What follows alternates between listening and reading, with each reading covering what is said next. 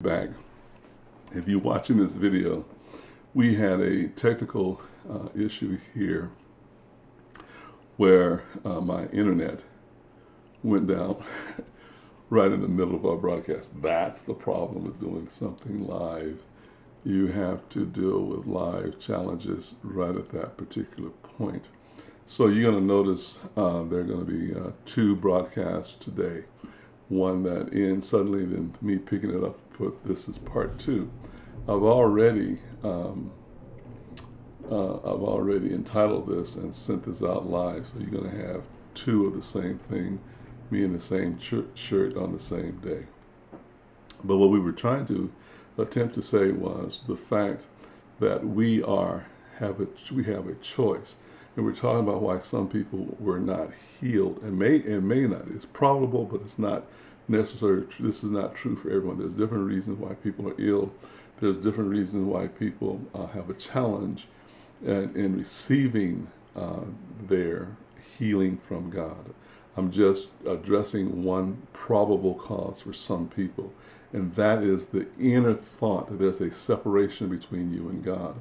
And we were using Adam and Eve as an example, how the thought came that if you don't partake of this binary thought system, good and evil, you will not be like God. There's something missing that cause you not to be like God. And so they made the choice to be like God through the knowledge and the experience of good and evil.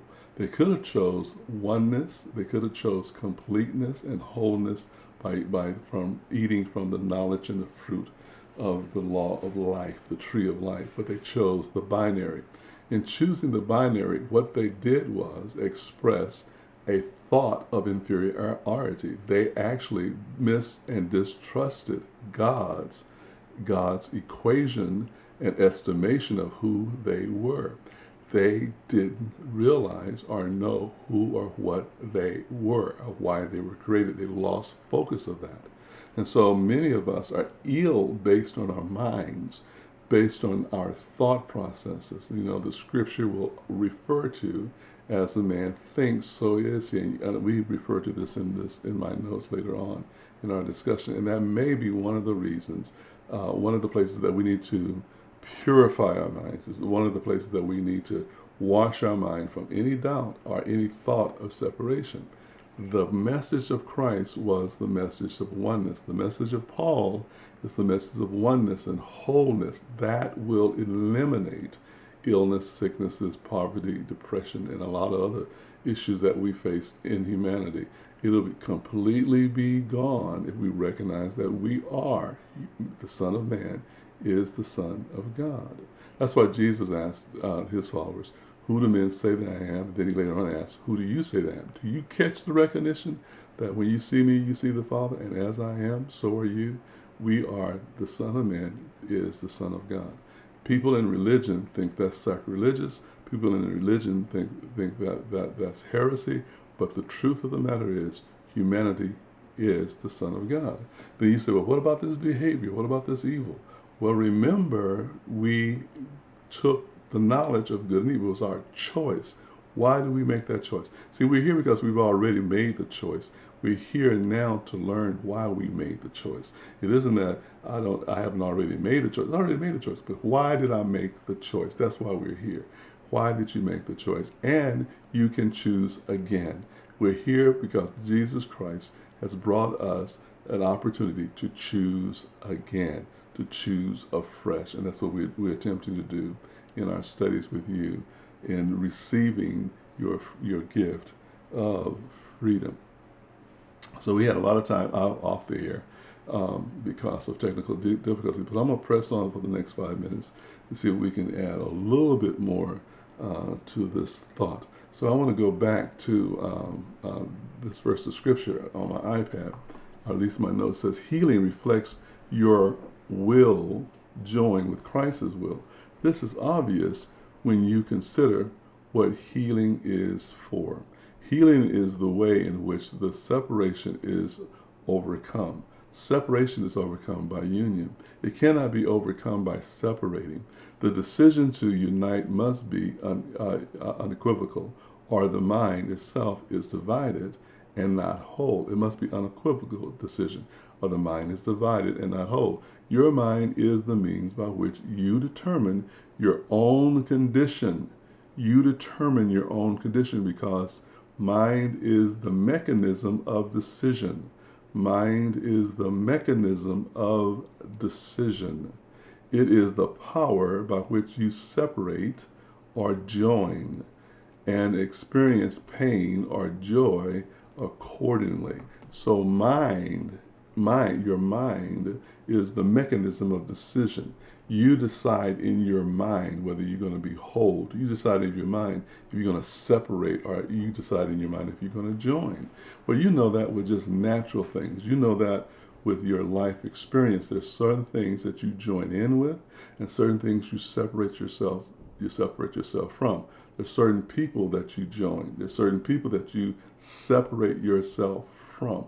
It's in your mind. You make up your mind. And the same thing is true of your spiritual condition.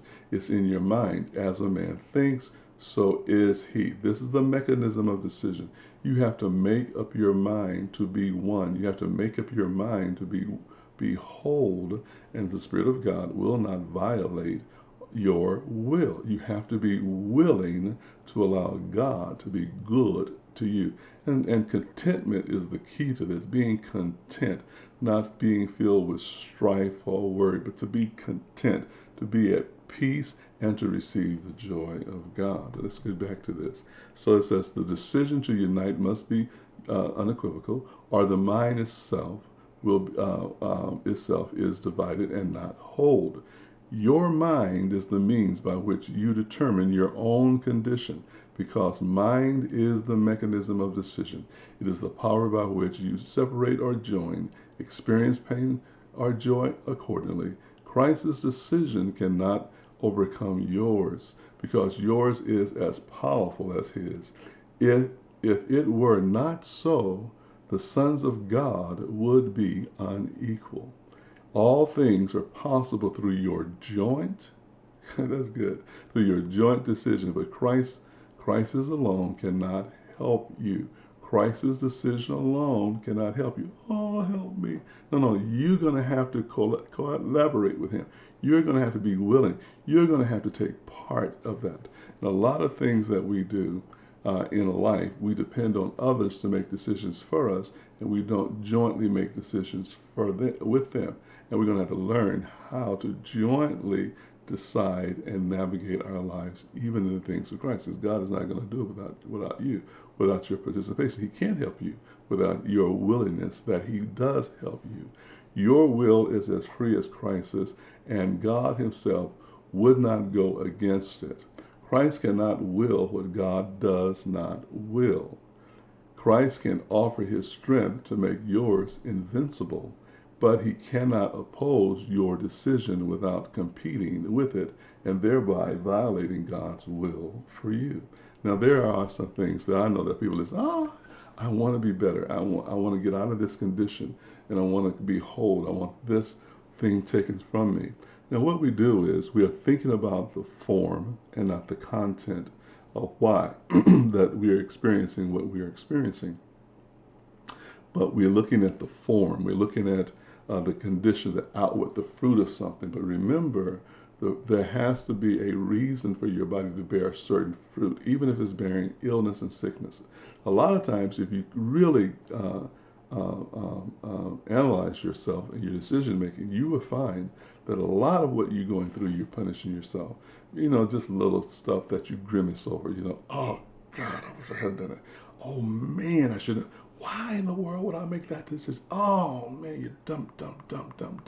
Those kind of decisions and judgments that you make about yourself will bear fruit in your life down the road. It might not happen immediately, but it does happen immediately. It may not appear immediately, but as soon as you do those things, as soon as you make those judgments against yourself or even against someone else, it immediately started releasing chemicals, and it immediately started releasing a force in your life and energy in your life toward that energy that you put out, negative or positive, good or evil. Whatever energy you just release, your body's going to bear fruit of it. And it's going to bear fruit in a time that you would have forgotten the emotion that evoked that fruit, that caused that fruit, that created that fruit to manifest in your life. And some fruits you manifest in your life are long bouts with illness because it's a deep rooted fear within you. Well, God will not cross over that. He will gently move you to get to the content, to the reason that this is there, and then the illness will pass. And the first thing that we have to get to is that we are one with Him. Well, because I'm going to say this again, because we had this faux pas and breakdown in broadcasting, this portion of this broadcast is going to be shortened. Now I'm going to have to stop it. I'm going to get into everything that I want to. But on Wednesday, we're going to be back. We're going to be back here on Wednesday. We're at 11 o'clock. Hopefully, I will fix all my technical problems here, and we won't have any Wi-Fi problems on Wednesday, and we can take this a little bit further. But we're also going to discuss this morning at our 9 a.m. broadcast, and I'm going to give you information about that shortly, our 9 a.m. Meeting place and the address if you want to come hear this a little bit more expansive. I'm a little different in front of an audience because the audience makes different demands on the anointing of my life, and so the message is a little different. I like this setting because I can stay on point. I can go from point to point, from glory to glory.